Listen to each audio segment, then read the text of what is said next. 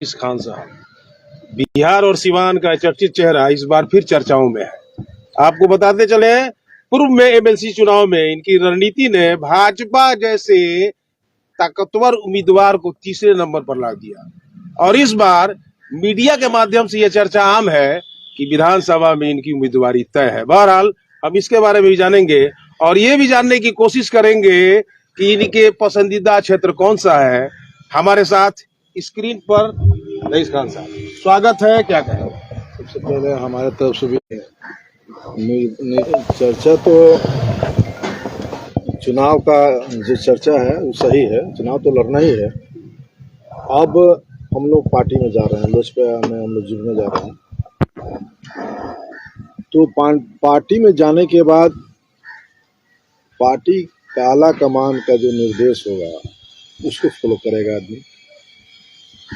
और ये तय है कि सिवान किसी न किसी विधानसभा से हम लोग चुनाव लड़ेंगे।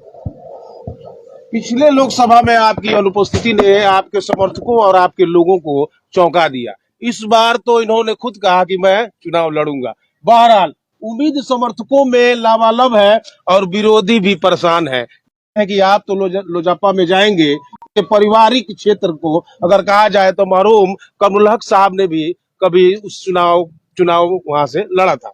इस बार अगर रघुनाथपुर आपका पसंदीदा क्षेत्र होता है या सिवान की किसी 8 विधानसभा में कौन सा क्षेत्र है? देखिए, रघुनाथपुर तो हम लोग का अपना क्षेत्रीय विधानसभा है और वहाँ से एक बार नहीं 2 बार चुनाव पापा लड़े हैं और दोनों बार सेकेंडरी रहे हैं। तो अब ये देखना है कि पार्टी हमको कहाँ से लड़ाती है।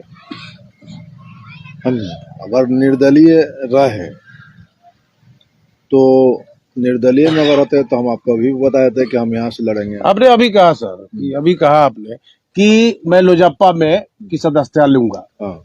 तो जाहिर तौर पे है कि अलायंस है भाजपा और लोजपा की।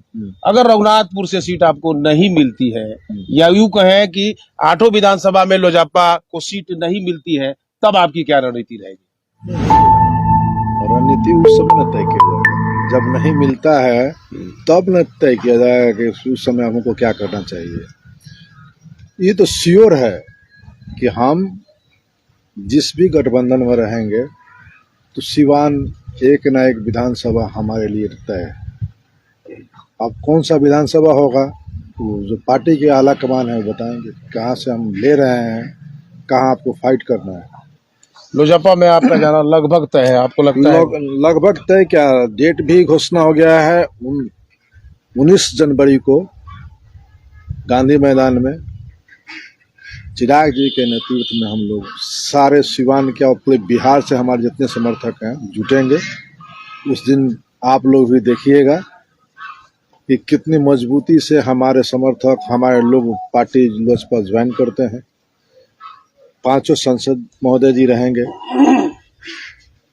और पार्टी के जितने भी बड़े जो लोग हैं, बड़े राजनेता हैं, सारे लोग के उपस्थित में हम लोग पार्टी ज्वाइन करेंगे 19 जनवरी को। अच्छा, एक कड़वा सवाल, क्योंकि जनता का कहना है तो हम आपसे पूछेंगे। आप लोग तो हर सवाल करवे करते हैं, मीठा कहाँ करते हैं। चलिए, बात हम पे दोष लगेगा। बहरहाल बोलिए।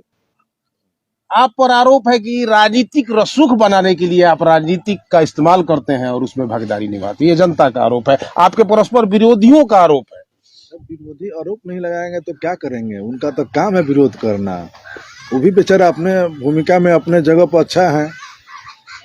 विरोधी अगर हर व्यक्ति, आपका कोई विरोधी नहीं है, आपका पड़ोसी है, आपके पीछे लगा होगा, तो विरोधी का काम है विरोध करना, आपका काम है कि आगे देखते आगे बढ़ते जाना। संबंध राजनीतिक में कौन ऐसा पार्टी है, जितने हिंदुस्तान में पार्टी हैं, छोटा हो या बड़ा पार्टी है, सब लीडर एक दूसरे से मिलते नहीं हैं, एक दूसरे के शादी ब्याह में नहीं जाते हैं।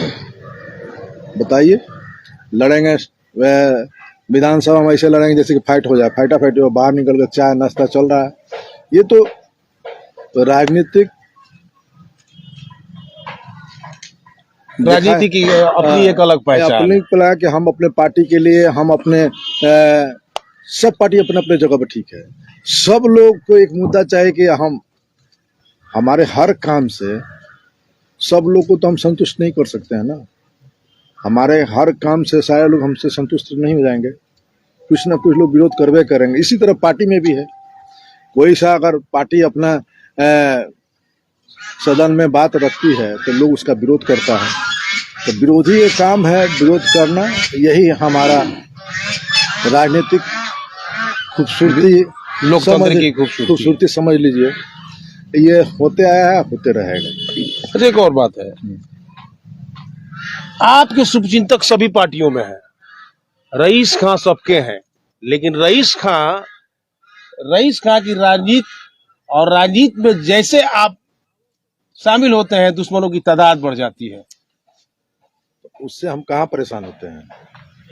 हम परेशान कहाँ होते हैं? हम तो बढ़ते ही परेशान होते हैं। पिछले दफा कई मुकदमे को झेलना पड़ा आपको, ऐसे तमाम मुकदमे हुए और तमाम आरोप लगे कि आप बाहुबली हैं, आप माफिया हैं, ऐसे आरोप लगते हैं, आपके परस्पर विरोधी, राजनीतिक विरोधी लगाते हैं। देखिए, हम पर आज से ये सब आरोप नहीं लग रहा है। जब से चुनाव हम अपने पापों को लगाए हैं तब से ये राजनीतिक आरोप लगते आया है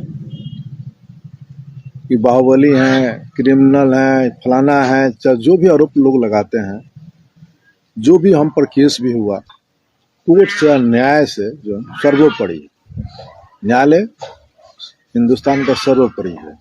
आप आरोप लगाते हैं, हम फाइट करते हैं न्यायपालिका में, अब वहां से हम साफ बरी होके आते हैं। तो इसको क्या बोलिएगा? आपको लगता है कि ये परस्पर राजनीतिक विरोधी और साजिश के तहत ऐसे काम किए जाते हैं? हमेशा होते आया है, ये नया थोड़े है। हम लोग भी इससे परिपूर्ण हो गए हैं कि अभी चुनाव सामने आए, कौन सा मैटर में कब घसीट देगा लोग, कोई गारंटी है? आपको लगता है कि फिर परेशान किया जाए? चुनाव में तो हमेशा परेशान हुए हैं, ये तो नई बात नहीं है, हमेशा चुनाव में हम परेशान हुए हैं। इस बार भी परेशानी उठाने के लिए तैयार है? परेशानी अब पार्टी से, देखिए सबसे बड़ा बात है कि हम लोग हमेशा निर्दलीय रहे हैं। इस बार हम लोग पार्टी से जा रहे हैं और पार्टी में आदमी जुड़ने के बाद मेरा भी मनोबल हाई रहेगा कि हमारे पीठ पर किसी का साया है।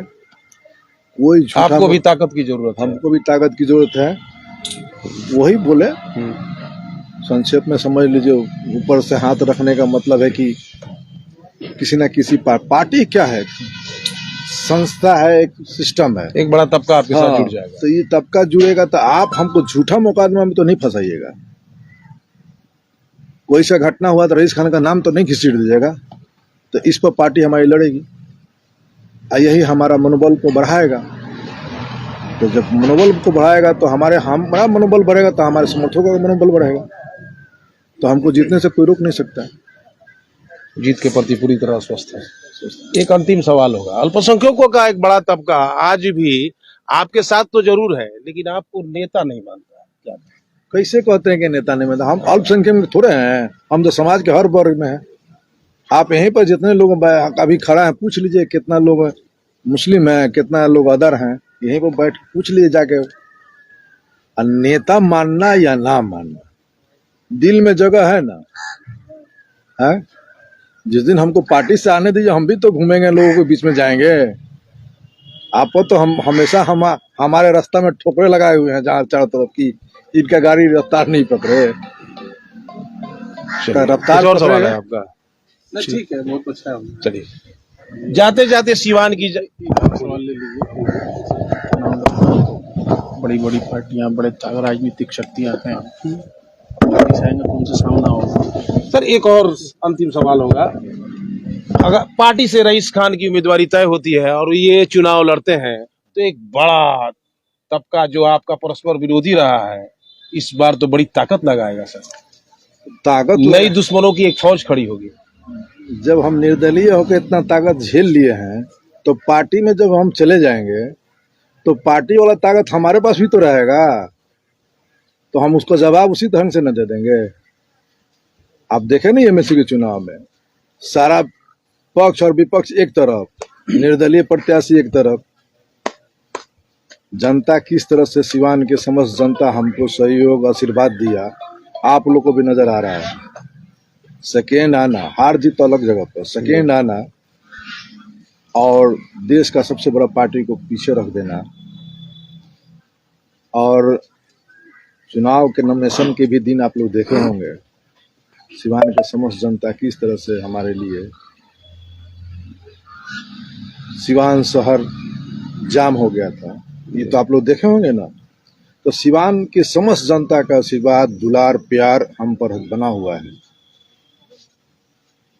और इस बार भी मजबूती से हमारे साथ हमारे लोग, सिवान का समस्त जनता, कहा कि रईस खान पर हिंदू मियाँ लागू नहीं होता है।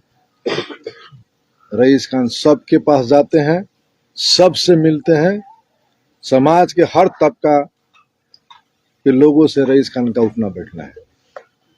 तो देखा आपने, ये थे बेबाक रईस खान, जिन्होंने कहा कि सब हमारे हैं और सबके हम हैं, और इस बार आने वाले विधानसभा चुनाव में मैं लोजपा से चुनाव लड़ूंगा और अपने दुश्मनों और अपने परस्पर राजनीतिक विरोधियों को ये बता दूंगा कि जनता हमारे साथ है, सभी समुदाय के लोग हमारे साथ हैं, रईस खान और खान परिवार लोगों के साथ जुड़ा रहेगा। देखते रहिए समय सीमा। ठीक है।